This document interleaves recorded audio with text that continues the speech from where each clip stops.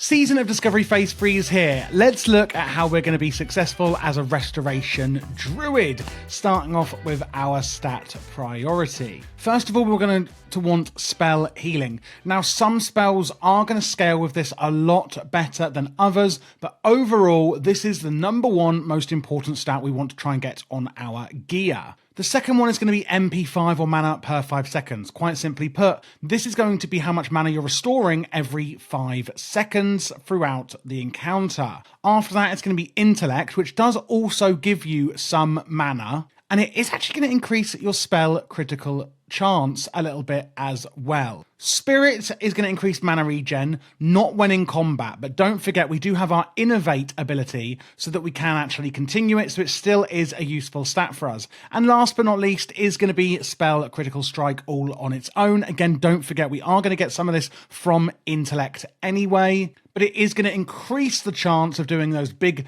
jumbo heals from critical strikes. Going on to talents, it's going to be no shock to anyone that we're putting most of our points into the Restoration tree, starting off with improved Mark of the Wild, increasing the effective Mark of the Wild by 35%. On the second one, we're going to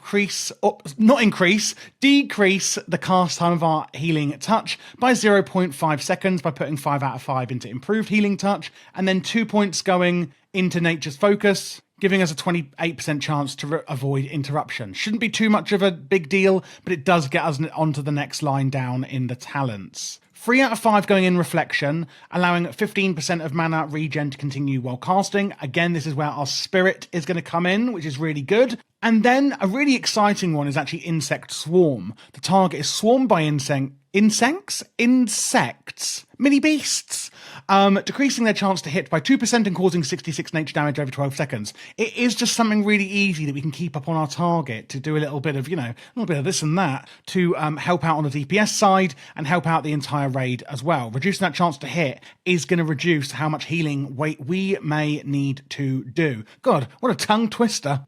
And then we're going to put 3 out of 3 in improved Rejuvenation, increasing the effect of Rejuvenation by 15%. Remember, of Druids, it's all about heals over time. 5 out of 5 going into Tranquil Spirit, reducing the mana cost of Healing Touch and Tranquility by 10%. 5 out of 5 into Gift of Nature, increasing the effect of all healing spells by 10%, which is obviously, it does what it says on the tin. It's very straightforward. And another 5 out of 5 into Improved Regrowth, increasing the critical effect chance of regrowth by 50%. And we love crit chance. 1 out of 1 into Nature Swiftness. When activated, your next nature spell becomes an instant cast spell. Amazing. Is on 3-minute cooldown. Great for emergencies. And lastly, Swift Mend. Consumes a rejuvenation or regrowth effect on the friendly target to instantly heal them for an amount equal to 12 seconds of the rejuve or 18 seconds of the regrowth. So it's consuming that heal over time on them, but it's going to be, doing a big, nice instant heal, and it's on a 15-second cooldown. You can use it quite a lot.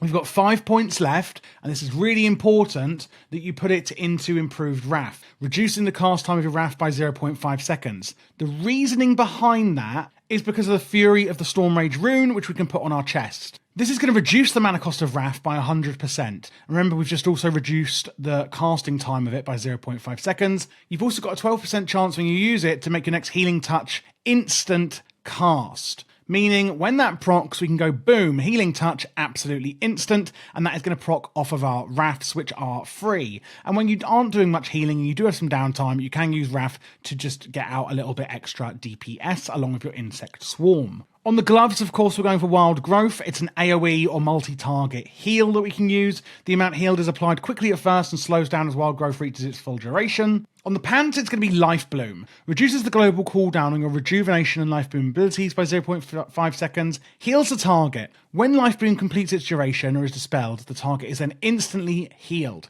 And the Druid regains half of the cost of the spell, and it can stack up to 3 times. This is a really interesting spell that can give us a lot of single target healing on the person that we're using it on. On the waist, we can put Nourish. It's quite similar to Regrowth. Healing a friendly target, healing an additional 20% if you already have a Rejuvenation or Regrowth or Life Bloom or Wild Growth effective on the target. Effectively then any of our heal over times. So if you've already got a hot on the target, you can use Nourish to get some extra healing out. This is also going to benefit from anything that is affecting Healing Touch. Like, for example, improved Healing Touch and things like that. On the feet, it's going to be Survival Instincts, granting us 30% of maximum health for 20 seconds. However, when it ends, we do lose it. In addition, every time we dodge, we are going to get a little bit of mana back. This is really good in times of emergency when you need some extra health temporarily to get you through a large amount of damage. Going on to the new runes then, we're going to put improved bark skin on the head. This is really awesome for us healers because the bark skin can now be cast on allies.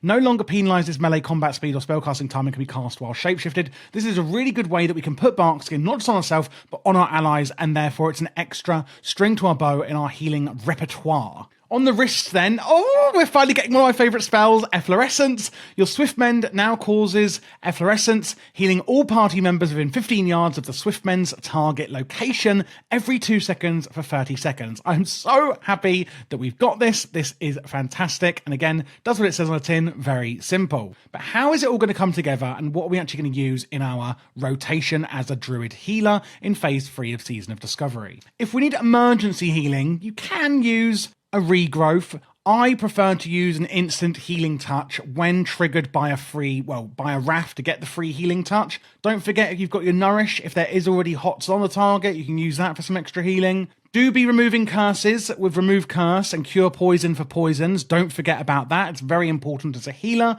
Refresh your insect swarm and fairy fire if you have talented into fairy fire. If you don't know what fairy fire does, it actually reduces the armor of your target. Now, in my feral DPS and tanking videos, I do advise to take fairy fire. If you have actually gone down there in your tree, then take it. Giving the build I've given, you wouldn't have, but in case you have, there it is. It is very, very good, reducing the armor of the boss and therefore making it more vulnerable. Insect Swarm also amazing. Life Bloom, of course, we can put on one single target, which can stack, remember, to get a lot of sustained healing over them. Wild Growth then being the total opposite, where that's going to be multi-target healing for our allies. And then if, again, there isn't much damage coming in, you can use your Rafts to get some free healing touches, which at number 1 there is where you're going to get those free ones from. And that's it, guys. That's how you play Restoration Druid in Phase 3 of SoD. One other thing to note is don't be afraid to down rank your spell if needed, especially things like regrowth and healing touch, etc.,